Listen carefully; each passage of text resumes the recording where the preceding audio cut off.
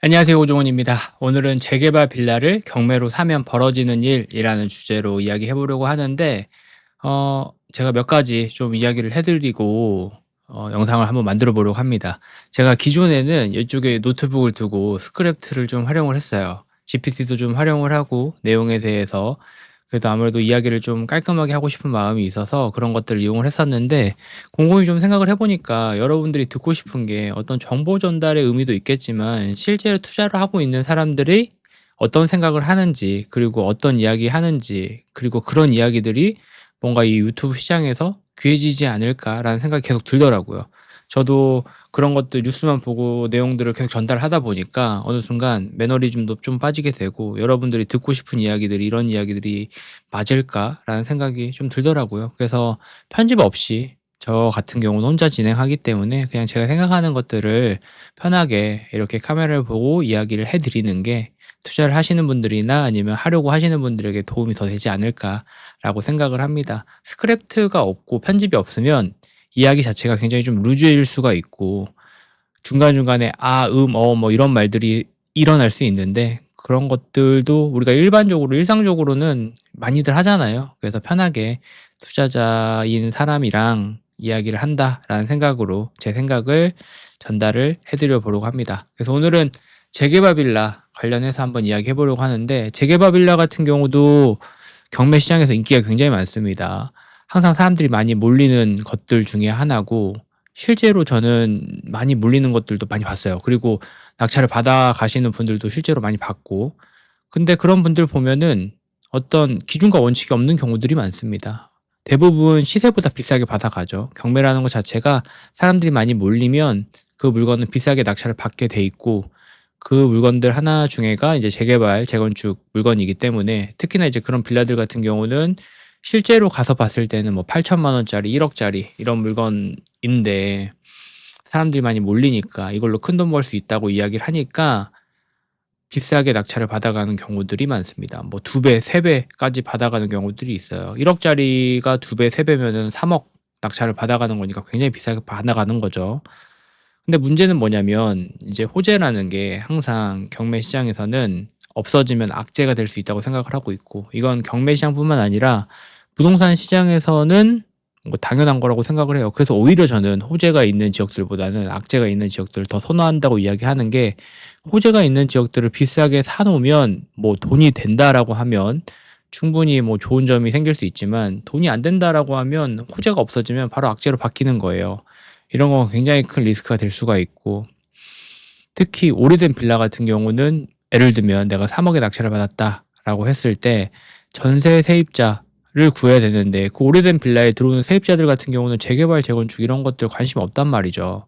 그냥 내가 살아야 되는 집이 필요한 거고 그 지역이 이 빌라가 있기 때문에 들어오려고 하는데, 재개발 빌라 내가 3억에 샀다고 해도 세입자들한테 뭐 2억 5천, 2억 8천 뭐 이렇게 전세를 맞출 수가 없단 말이죠. 그럼 시세대로 맞춰야 되는데, 그런 오래된 빌라 같은 경우는 뭐 8천만 원, 9천만 원 이렇게 전세가 시세가 형성이 되어져 있는 경우들이 많습니다. 그럼 내가 이 빌라를 낙찰 받고 전세를 맞췄다라고 했을 때는 2억 2천이 여기다가 돈이 들어가는 거예요. 굉장히 큰 돈이 묶이는 거고, 특히나 이제 시드가 없고 경험이 없으신 분들이 여기 묶여 버리면 10 년, 20년 가는 경우들도 많고, 10 년, 20년 내가 여기다가 돈이 묶여 버리면 그동안의 어떤 기회비용이라는 게 있잖아요. 그 기회비용을 다 날리는 거기 때문에 그런 것들도 굉장히 위험한, 저는 선택이라는 생각이 좀 듭니다. 그럼 또 어떤 분들은 이렇게 이야기를 해요. 내가 들어가서 몸테크를 할 거다. 실거주 할 거다."라고 하는데, 빌라 오래된 그렇게 낙후되어져 있는 빌라 들어가서 실거주하는 게 쉽지가 않습니다. 특히나 신혼부부나 아이를 키우시는 분들이나 이런 분들 보면 제반 시설, 빌라가 좀 그런 시설이 열악한 건 사실이잖아요. 뭐 누수나 난방에 대한 우풍이나 뭐 바람이 들어오는 거나 이런 것들에 대한 굉장히 큰 리스크들이 있기 때문에, 그런 부분에 실거주 목적으로 '내가 이 빌라를 낙찰받는다. 그리고 버틴다.'라는 게 정말 쉽지 않을 수 있습니다. 그리고 다른 대안들을 생각해 보면 다른 대안들이 너무 많아요, 그 돈으로 할 수 있는 것들이. 근데 인제 이 사람들이 하는 이유는 저는 하나라고 생각을 합니다. 그 하나가 뭐냐면 수익률이에요, 수익률. 수익률 자체가 굉장히 높잖아요. 제 주변에도 6천만 원짜리 빌라를 샀는데 6억 되신 분이 있습니다. 근데 문제는 이런 경우가 흔치는 않다는 거예요. 이런 경우들 자체가 흔치가 않고 어떤 흔치 않기 때문에 뉴스나 기사나 SNS나 유튜브에 나오겠죠. 그런 게 이제 '일반적이다.'라고 생각을 하고 들어가셔서 큰돈이 묶이는 경우들을 전 너무 많이 봤습니다. 지금 빌라 시장 자체가 잘 안 팔리는데 어디에다 전화를 해도 아마 안 팔린다고 얘기하실 거예요.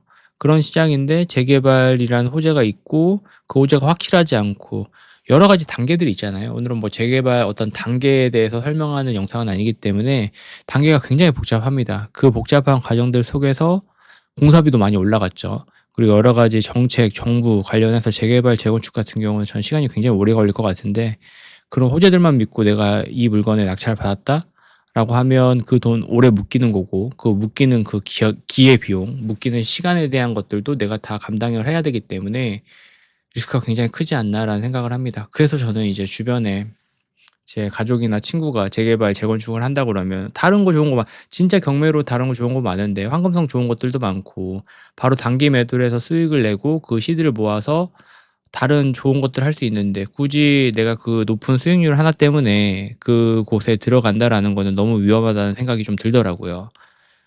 물론 뭐 돈이 좀 많이 있으시고 시간에 대한 여유가 있으신 분들 같은 경우는 사 놓고 기다리는 것도 하나의 방법이 될 수 있지만 아마 이 영상을 보시는 분들 같은 경우는 시드를 빨리 늘려서 자금, 자산을 늘리는 게 목적이실 거예요. 그런 관점에서 보면 재개발, 재건축, 빌라 같은 경우는 저는 좋은 선택은 아닌 것 같습니다. 그래서 어떻게 보면 반발이 일어날 수 있지만 그런 빌라들 근데 매번 많았던 것 같아요. 그런 빌라나 오래된 재개발, 재건축에 대한 기대들이 있기 때문에 경매 시장에서는 항상 매번 사람들이 많이 몰렸었고 그 몰렸다라고 했을 때는 언제나 정말 언제나 그 물건은 싸게 낙찰을 받지 못했습니다. 비싸게 낙찰을 받으면 경매를 해야 되는 이유는 없는 거잖아요. 경매라는 것 자체는 어떤 물건을 하든 시세보다 반드시 저는 싸게 사야 되고 시세보다 반드시 싸게 사지 않았다라고 하면 경매를 할 이유는 없다고 생각을 합니다. 냉정하게. 그런 관점에서 보면 재개발, 재건축 빌라 같은 경우는 특히나 초보자분들이 많이 하려고 하는데 굉장히 난이도가 있다라고 저는 생각을 해요. 그리고 굉장히 그 난이도가 있는 것들을 공부하고 경험을 해 보고 그때 내가 들어갔을 때 수익이 나는 거지 어설프게 들어갔다가 돈을 버는 게 저는 더 위험하다고 생각을 합니다. 계속 그렇게 또 하려고 하니까 계속 또 그렇게 해서 시도하고 언젠가는 잃겠죠. 왜냐하면 내 기준과 경험이 없고 남들이 하라는 대로 하고 남들이 선택하라고 하는 것만 하고 남들이 입찰가 쓰라는 대로만 쓰고 컨설팅 받고 그렇게 하는 거니까 저는 재개발, 재건축, 상가, 토지 이런 것들은 주거용 물건부터 먼저 해 보고 그런 것들로 넘어가야 된다고 생각을 해요. 입찰을 하려면 이제 임장을 가야 되고 조사를 좀 해야 되잖아요. 그런 것들 그 과정이 쉽지가 않습니다. 주거용 물건 아닌 것들은. 제가 우스갯소리로 얘기하는 게 숫자로 하는 건 같지만 이 과목 자체가 달라요. 수학 과목이 있고 과학 과목이 있고 그거를 적용시키고 응용시키는 건 다르잖아요. 근데 수학 과목에서 하는 것처럼 과학을 동일하게 진행을 하려고 하는 겁니다.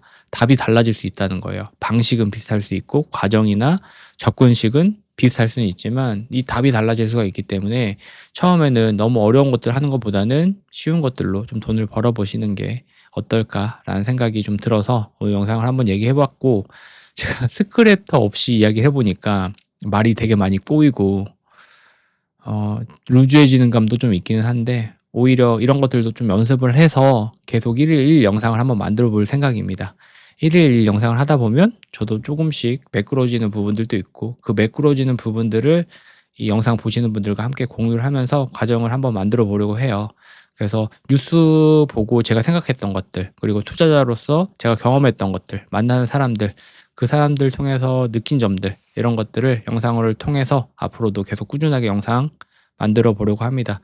조회수가 많이 나오지 않더라도 오히려 소통을 많이 하면서 그런 것들을 이어나가면 좋지 않을까라는 생각이 좀 들더라고요. 여러분들도 댓글 많이 남겨주시고 소통 많이 하면서 같이 투자하는 그런 사이가 됐으면 좋겠습니다. 오늘 영상은 여기까지 하겠습니다. 감사합니다. 들어가세요.